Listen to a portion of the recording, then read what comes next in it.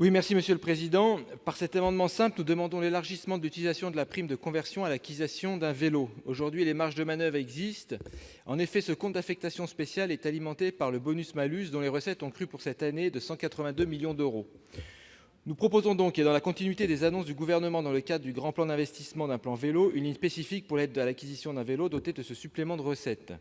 Ainsi, sur le fond, nous considérons que la conversion du parc automobile au tout électrique n'est pas une politique écologique suffisamment ambitieuse. En effet, si cette conversion vise à limiter les effets de gaz à effet de serre, ce qui n'est même pas une garantie vu l'explosion des ventes de gros modèles type SUV que connaît notre pays, elle ne remet pas en cause le nombre de véhicules individuels en circulation et donc les problèmes de congestion automobile. L'alternative ne peut juste se situer entre la voiture et la voiture.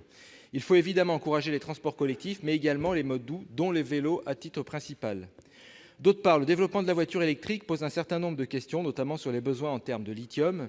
Ainsi, on peut estimer qu'en 2040, nous aurons environ 530 millions de véhicules électriques dans le monde, soit entre 150 et 200 fois plus qu'aujourd'hui. Or, actuellement, près de 35% du lithium produit sur la planète sert d'ores et déjà à fabriquer des batteries, et une telle conversion risque d'épuiser cette ressource à très court terme. Comment faire pour rendre un tel développement soutenable ? Une vraie politique écologique de transition énergétique doit donc également prendre en compte la modification de nos habitudes de mobilité.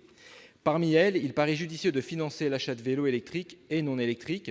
Si un vélo est un véhicule peu onéreux, le vélo électrique, qui représente une solution de mobilité remarquable, et les vélos particuliers type vélo cargo ou vélo remorque, nécessaires pour les artisans et les jeunes parents, sont eux beaucoup plus chers et méritent de faire l'objet de cette prime.